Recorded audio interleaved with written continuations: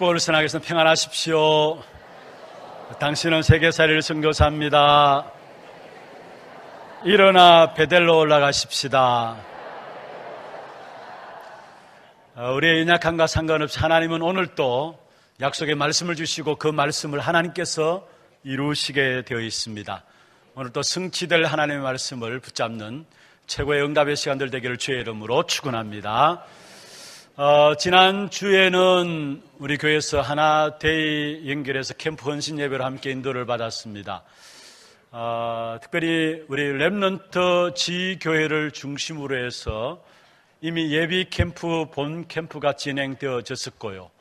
그래서 예비 캠프를 통해서는 한 30명 정도가 영접이 되어지고 본 캠프를 통해서는 총 한 135명 가운데 127명이 영접되어지는 그런 응답들을 우리 렘넌트 지교회 중심으로 현장에서 누리고 그런 가운데 우리 하나데이와 또 캠프 헌신 예배로 인도를 받게 되었습니다. 특별히 우리가 캠프 헌신 예배를 통해서 하나데이를 통해서 붙잡은 언약의 귀중한 축복이 있습니다. 하나님께서 우리를 축복의 정의로 쓰시겠다라고 주신 말씀인데요. 그게 뭐냐면은 바로 우리가 전도 문화를 후대에 남기는 자로 하나님께서 쓰시기 위해서 우리를 세우셨다라는 것. 여러분, 우리에게 있어서 무슨 일을 하든지 간에 전도와 선교가 우리의 삶과 업과 연결되어진다면은 그 사람은 최고로 축복받은 사람이죠. 아멘입니까? 어떤 일을 하든지 간에 상관없어요. 우리의 업이 무엇인지, 또 우리 학생들은 공부하는 부분들도 마찬가지입니다. 학업 속에서 그게 전도와 선교와 연결되어져야 그 업은 성공한 업이고 학업은 또 축복받은 학업이 되어지는 것입니다. 아무리 잘하고 아무리 많은 업적을 남기고 아무리 많은 돈을 벌고 아무리 많은 성공을 한다 할지라도 그게 전도와 선교와 연결되지 못한다면은 그 인생은 헛산 겁니다, 사실은.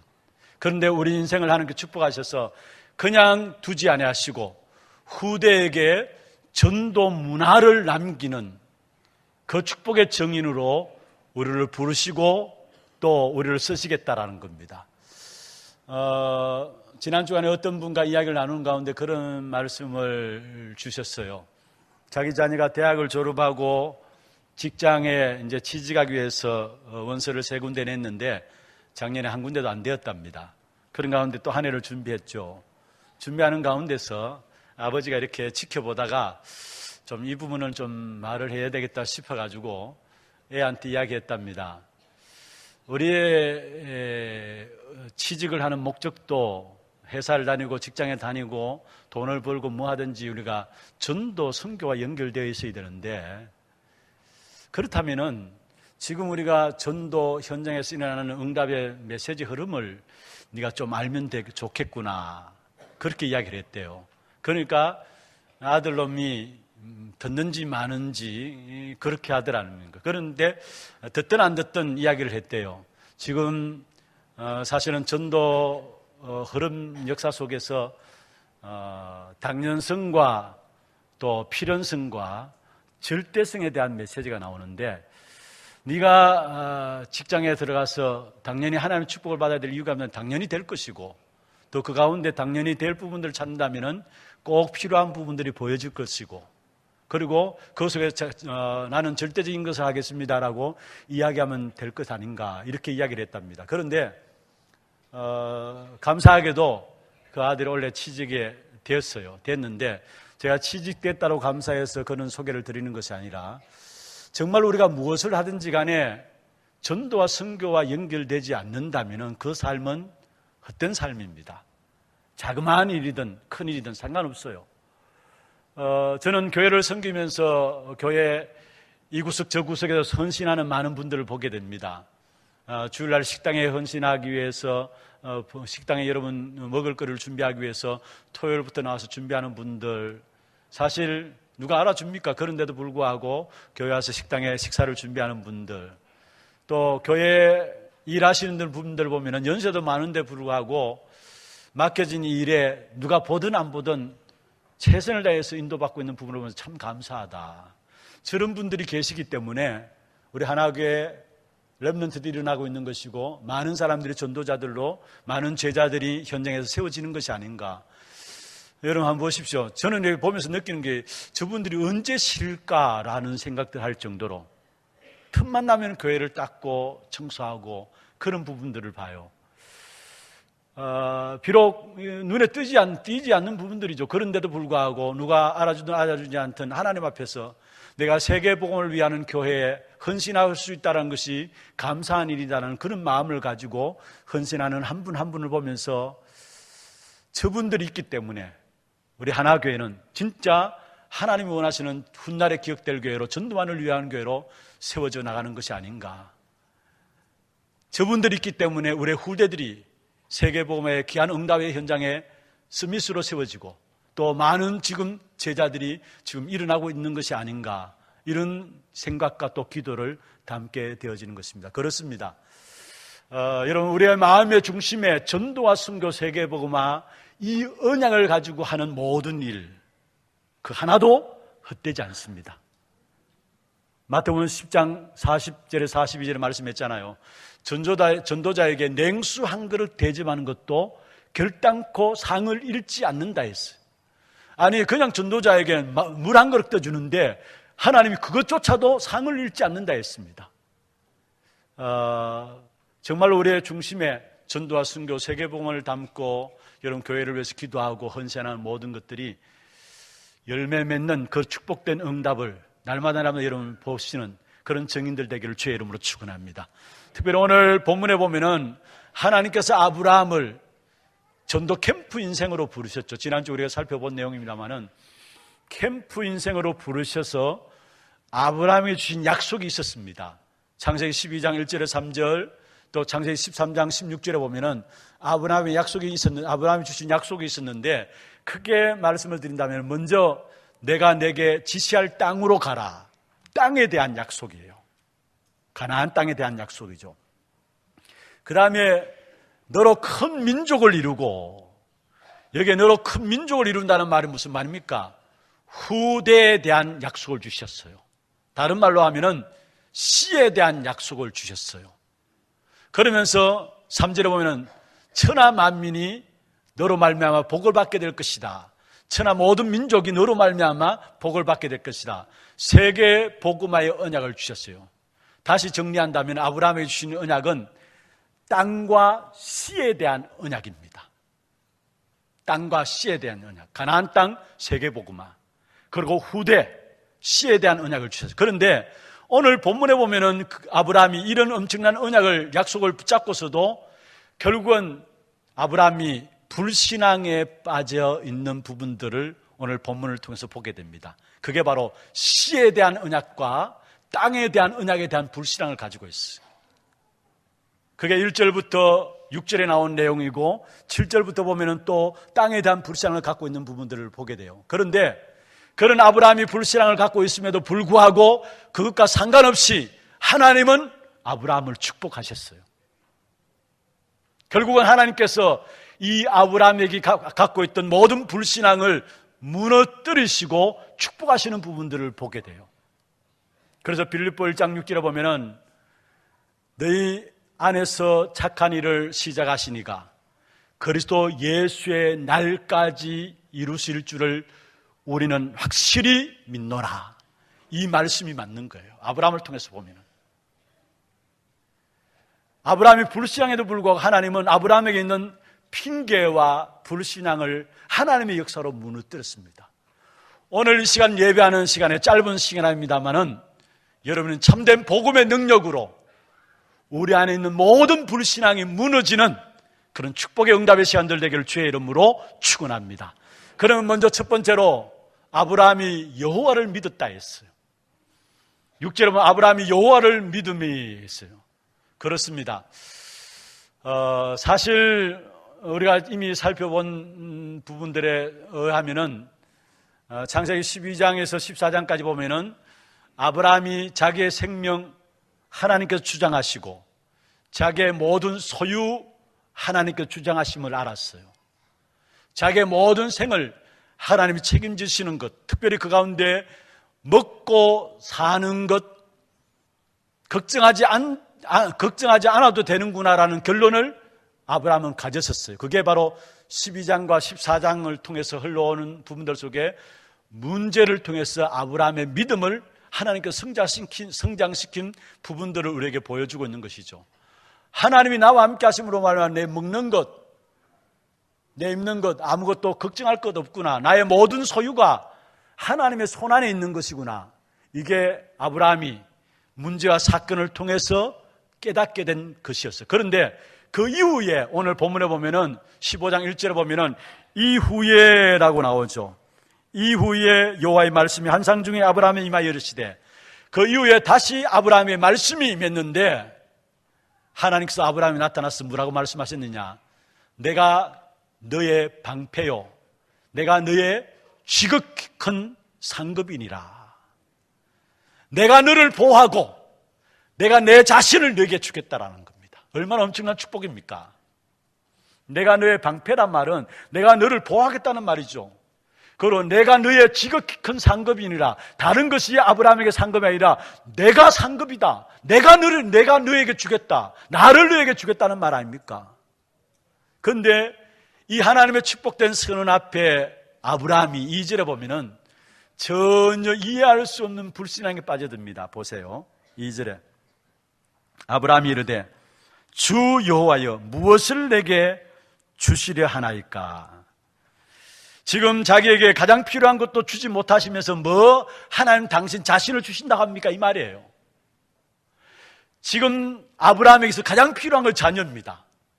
그런데 이 자녀도 주시지 않으면서 뭐 하나님 나를 보호하시고 뭐 하나님 나에게 하나님 당신을 주신다고 하십니까? 여기에 주여 무엇을 내게 주시려 하나이까? 이 말은 하나님이여 당신이 나에게 무엇을 주실 수 있나이까? 이 말이에요. 불신앙의 말들입니다. 아니, 자식도 못 주는 하나님이 자식이 자신을 뭐 상급으로 준다고 그렇게 이야기합니까? 이 말입니다. 그런 가운데서 사실 여기에 아브라함이 이어서 3절, 2절, 3절, 4절 쭉 보면 이야기하죠. 그런 소리 하나님 하지 마십시오. 나는 아들이 필요한 것이니까. 그러니까 아예 내 집에서 길리운 다메섹 사람 엘리에셀이나 내 상속자 되기를 원하나이다. 그렇게 이야기하고 있는 부분들을 보게 됩니다. 어떤 면에서 이 본문을 보면 아브라함이 마음속에 맺힌 한이 조금씩 쌓여지는 부분을 봐요. 아들을 준다고 해서 쫓아나왔는데 사실은 어떤 면에서 생명을 걸고 여호와 하나님을 쫓아나온 아브라함에게서 그 중심에는 어떤 면에서 아들을 주고 오늘 본문 읽었습니다마는 땅을 준다는 그것 때문에 쫓아나온, 그건 진짜 참된 믿음은 아니죠. 언약을 믿는 믿음은 아니에요. 그런데 막상 지금 한 10년 전 지났어요.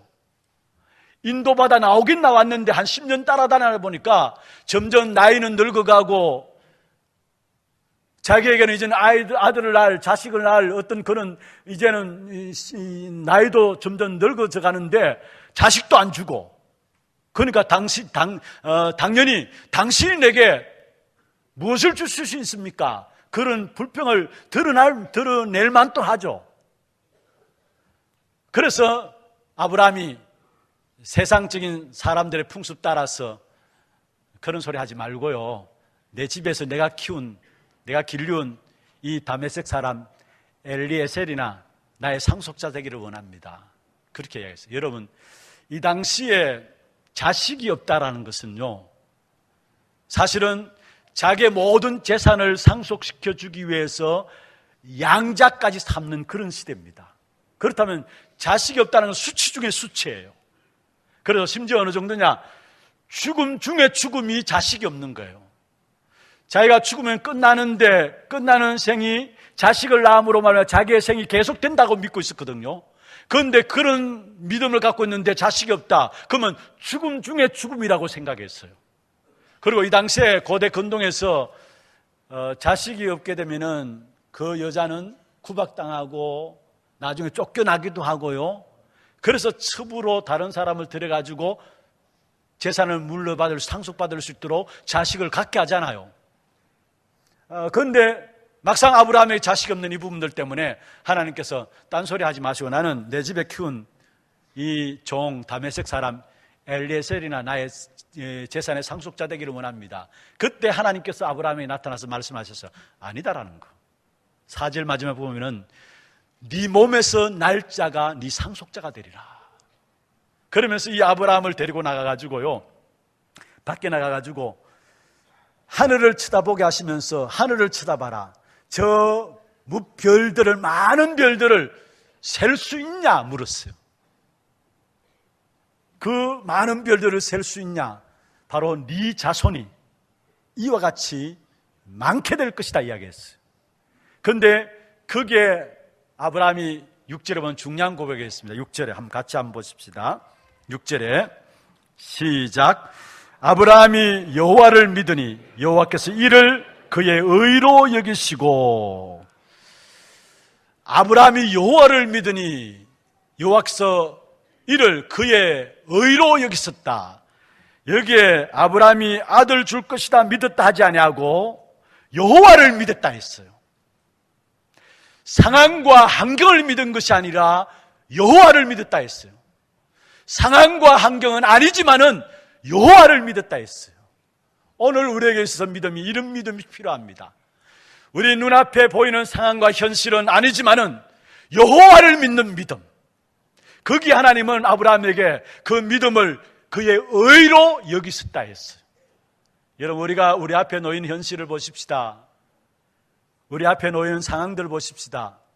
그 상황들 보면은 믿음을 가질 수 있는 것이 없어요. 그래도 불구하고 하나님의 사람은 그 상황과 현실을 바라보는 것이 아니라 그 상황과 현실 너머에 약속을 주시는 하나님을 믿는 믿음이 믿음 있는 사람입니다. 믿음을 가지는 것이. 여러분, 오늘 우리 하나교회 성도들 이 믿음을 가지기를 주의 이름으로 축원합니다. 비록 상황과 현실은 홍해와 여리고와 요단강이 우리 앞에 놓였다 할지라도 문제는 그 홍해를 가르치는 하나님의 능력을 믿는 믿음. 그러면 홍해는 문제 안 돼요. 그런데 많은 경우 현실을 쳐다보고 상황을 쳐다보기 때문에 하나님 바라보지 못해요. 그리스도를 바라보지 못해요. 분명히 성경에 말씀했습니다. 그리스도께서 이 땅에 오셔서 우리 인생에 절대 해결할 수 없는 하나님을 떠남으로 말미암아 나를 중심하고 세상을 중심하고 성공을 중심해서 살아가는, 그래서 우리는 우리 자신을 바라보면서 환경과 현실을 바라볼 수밖에 없어요. 그런 현실을 바라보면 믿음이 생기는 것이 아니라 오히려 믿음이 떨어질 수밖에 없어요. 그럼에도 불구하고 그런 상황과 현실을 바라보는 것이 아니라 나의 모든 문제 십자가에 끝내신 그리스도를 믿는 믿음, 이 사실을 붙잡는 것을 가져야 될 것을 말씀하고 있는 것입니다. 오늘 이 시간에 우리 하나교회 모든 성도들, 우리의 현실과 상황 바라보지 마시고요, 십자가에서 죽으시고 다시 살아나심으로 말미암아 우리 인생의 모든 문제 해결하신 그리스도를 믿는 믿음 회복하기를 주의 이름으로 축원합니다. 그게 오늘 본문에 아들을 주겠다 그 믿음 가지고 나간 것이 아니라 아브라함이 여호와를 믿었다 했어요. 아들을 주겠다는 그 믿음이 아니라 여호와를 믿었다 했어요. 오늘 우리에게 필요한 부분들이 이 믿음입니다. 실제로 아브라함에게 있어서 현실을 쳐다봤을 때는 당신이 나에게 무엇을 줄 수 있습니까? 이렇게 나왔잖아요. 그런데 여호와를 믿으니 하나님께서 그에게 의로 여기시다, 의로 여기셨다, 그렇게 말씀하고 있는 것을 보게 됩니다. 여러분, 현실은 답답하고 어렵잖아요. 세상은 가면 갈수록 힘들고 어렵게 되어 있습니다. 내가 계획했던 대로 안 되는 것이 세상이고요, 내가 생각했던 대로 안 되는 것이 세상입니다. 그러나 현실에서 하나님을 믿는 믿음, 그것을 가지고 신앙생활이라 이야기합니다. 현실을 무시하란 말이 아닙니다. 그 현실 속에서 하나님을 믿는 믿음, 이게 신앙생활이고, 그 하나님을 믿는 믿음이라는 것은 무엇을 말합니까? 구체적으로 말씀드리면 바로 말씀을 붙잡는 것입니다. 이 믿음 가지게 될 때 하나님이 그것을 의로 여기셨다 말씀하고 있습니다.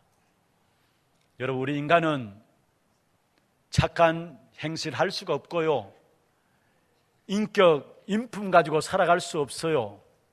그 어떤 행위로도 하나님 앞에 나갈 수 없고요. 어떻게 의인이라고 일컬음을 받게 됩니까? 그 어떤 인격, 인품으로도 하나님 앞에 의인이라고 부름받을 수 있는 것이 안 돼요. 왜냐?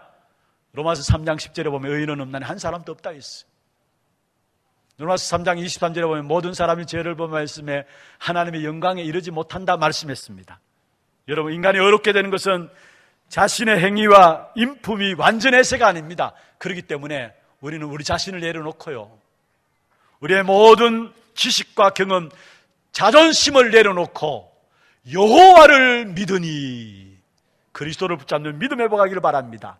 거기에 하나님이 의로 여기셨다. 이 의로 여기셨다는 말은 무슨 말입니까? 인정했다는 말이에요.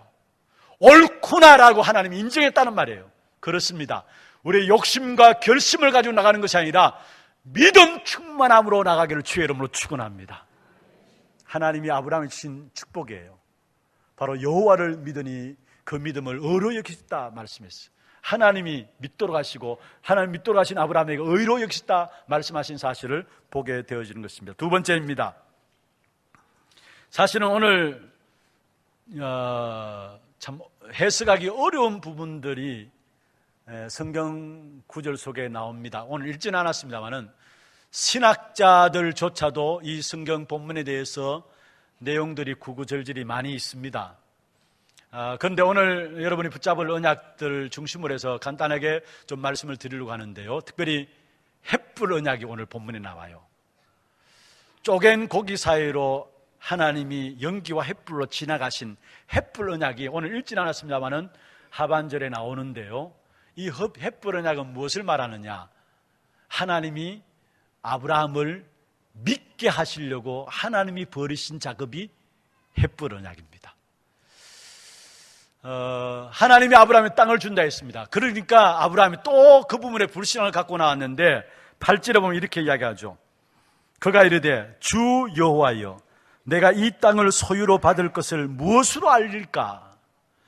주님이 땅을 준다고 말한 하나님께서 나에게 땅을 준다고 말씀했는데 이 땅을 나의 소유로 받을 것을 내가 무엇을 가지고 알겠습니까? 불신앙이거든요.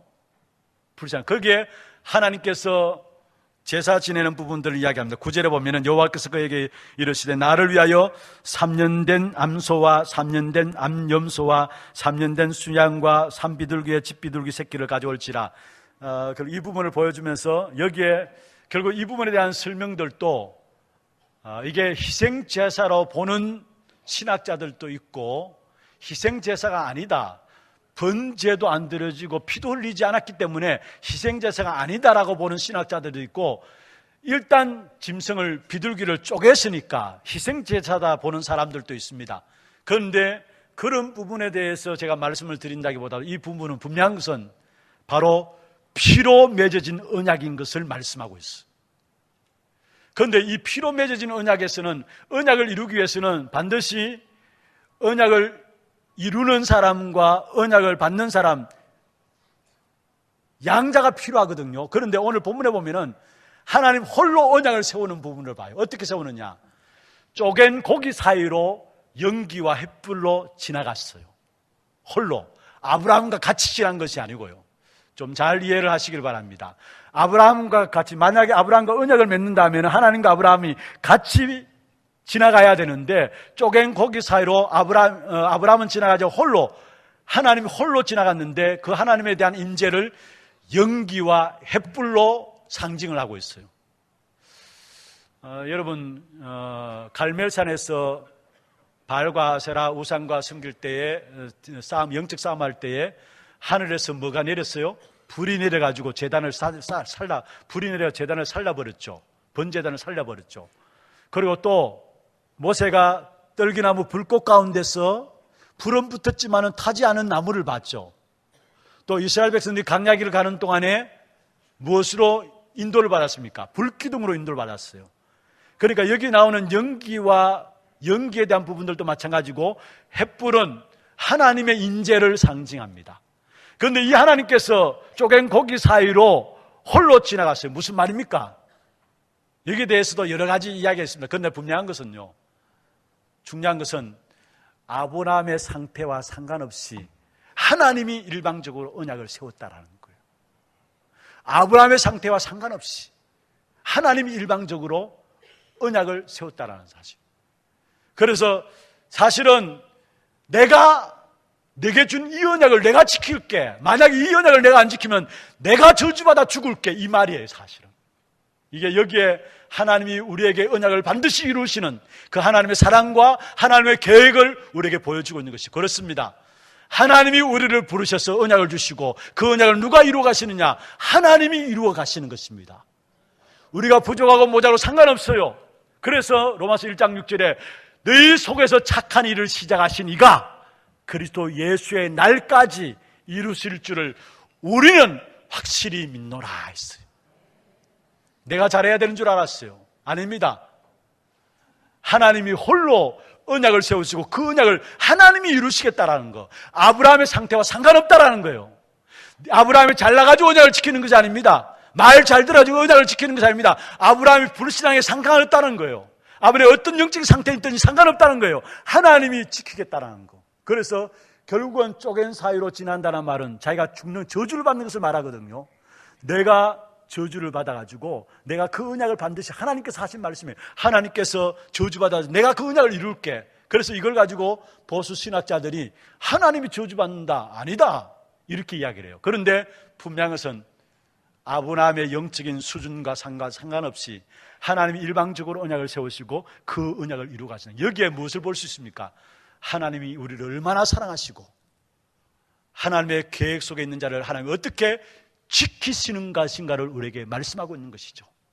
여러분, 그렇습니다. 여러분은 어떨지 모르지만은 저는 제 자신을 보면서 알게 돼요. 그게 뭐냐? 나는 하나님께 나갈 수 있는 자격이 없어요. 입만 열면 죄 짓고요. 생각하는 모든 것이 제 덩어리고요. 살아가는 숨쉬는 그 자체가 죄예요. 내가 뭔가 하나님께 나갈 수 있는 것이 없어요. 그런데 하나님이 나의 모든 것, 그 모든 것들을 다 아시고요. 일방적으로 하나님 우리를 위해서 그리스도를 보내시사, 나를 위해서 그리스도를 보내시사 나를 구원해 주셨어요. 그 그리스도께서 지금도 내 안에 성령을 함께 하시며 나를 만들어 가고 계세요. 절대로 하나님 포기하지 않으시고 나를 붙들고 인도해 나가시는 사실을 누리고 있어요. 여러분, 성경에 말씀하고 있잖아요. 그 어느 누가 무엇이 하나님의 손에 있는 자들을 빼앗을 수 있으리요 했잖아요. 그렇습니다. 한번 하나님이 택하신 하나님의 백성들은 하나님과 끝까지 만들어 가시고 지키시고 인도해 나가시는 줄로 믿으시길 바랍니다. 그게 아브라함을 통해서 우리에게 보여주는 것이죠. 그리고 결국 아브라함의 이 헷보를 을 통해서 무엇을 말씀하고 있느냐? 니는 불신하고 니는 연약하고 너는 넘어지지만은 내가 네게 이룬 언약은 내가 이룰게. 그래서 아브라함을 믿게 하시려고 헷불 언약을 주신 거예요. 아브라함을 만들어 가시는 작업 속에서 헷불 언약을 주신 거예요. 여러분, 저는 정말로 로마서 5장 8절 우리가 아직 죄인 되었을 때 그리스도께서 우리를 위하여 죽으심으로 하나님이 우리에게 대한 자기 사랑을 확증하셨느니라. 이 말씀을 붙잡고 얼마나 하나님 앞에 감사했는지 몰라요. 정말로 나는 하나님께 나갈 수 없고 살아가는 만큼 죄인데, 숨쉬는 자체가 죄인데, 그런데 그 죄인된 나를 위해서 하나님이 그리스도를 보내주셨다는 사실, 그리고 그 그리스도께서 지금도 내 안에 거하시고 내 안에 소원을 두고 하나님 이루어 가신다는 사실을 알고 하나님이 감사함으로 정말 눈물 흘려가면서 감사했던 기억이 납니다. 여러분, 그렇습니다. 하나님이 계획하신 것이죠. 여러분을 작정하시고요. 그래서 그리스도를 이 땅에 보내주시고 그리스도를 십자가에 죽게 하시면까지 여러분을 하나님을 떠난과 죄와 사단의 손에서 건져내셨습니다. 그 하나님은 여러분이 기어코 세계 복음하기까지 여러분을 붙들고 만들어 가실 것입니다. 여러분, 불신하고 연약하고 모자라고 상관없어요. 하나님은 모든 것 하실 수 있는 분입니다. 오늘 아브라함에게 불신앙에 무너뜨리신 하나님은 우리에게는 모든 불신앙을 무너뜨려서라도 믿음의 사람 만드셔서 하나님이 세계 복음화에 쓰임받도록 하실 것입니다. 이게 아브라함을 통해서 우리에게 보여준 내용입니다. 말씀을 맺겠습니다. 우리는 연약합니다. 부족합니다. 무너집니다. 자꾸 실수하고 자빠지고 넘어지잖아요. 그래서 우리 자신을 바라보면서 내가 이래서 되는가, 때에 따라 자책할 때도 있고요, 때에 따라 제 책감 속에 사실 우리 자신이 여지없이 무너질 때도 있습니다. 그러나 하나님이 그리스도를 우리에게 주심으로 말미암아 그 그리스도께서 모든 문제 끝냈기 때문에 그리스도 안에 있는 자는 상관없다라는 겁니다. 다시 말씀드립니다. 너희 속에서 착한 일을 시작하시니까 그리스도 예수의 날까지 이루실 줄을 우리는 확신하노라 했어요. 하나님이 아브라함에게 햇불 언약을 주시면서 연약한 믿음을 가지게 하셨던 것처럼 지금 우리에게는 햇불 언약이 필요 없어요. 그보다 더 큰 축복을 주셨어요. 그게 뭡니까? 우리를 위해서 죽으시고 살아나신 그리스도가 증거입니다. 그래서 우리는 그리스도 안에 있으면 하나님 우리의 모든 것 책임지십니다. 하나님은 언약의 하나님이시고 그 하나님은 지금도 그 언약을 성취시켜 나가십니다. 특별히 하나님 우리에게 주신 언약은 남은 언약이 세계복음 언약입니다. 정말 여러분 그리스도 성취된 언약, 그리스도 붙잡고 세계복음의 언약 속에 서 있을 때 하나님 우리의 삶을 세상 살리는, 세계 살리는 그런 축복된 증인으로 하나님이 만들어 가실 것입니다. 오늘 본문에 보세요. 아브라함이 실수하고 넘어지고 자빠졌지만은 결국은 하나님께서 아브라함을 책임지시고 인도하셨는데 14절 보세요. 14절. 아브라함이 실수하고 넘어지고 자빠졌지만은 하나님이 언약 붙잡은 백성들을 책임지시고 인도하셨다라는 그 증거를 오늘 붙잡기를 바랍니다. 14절. 같이 한번 읽습니다. 그들이 섬기는 나라를 내가 징벌할 것이며 그 후에 네 자손이 큰 재물을 이끌고 나오리라. 할렐루야. 기도하십시다. 하나님 감사합니다. 나 비록 연약하지만은 그리스도로 말미암아 언약의 백성으로 삼으시고 오늘 또 우리의 모든 걸음을 통해서 하나님의 언약을 이루는 이 일에 쓰임받도록 축복하심을 감사함을 드립니다. 날마다 그리스도와 세계복음의 언약을 붙잡고 주님 오시는 그날까지 끝까지 쓰임받는 귀한 죄종들 되게 하여 주시고 혹이나 우리 안에 있는 모든 불신앙 무너지는 큰 믿음 허락하여 주옵소서. 살아계신 예수 그리스도 이름으로 감사하며 기도드리옵나이다. 아멘.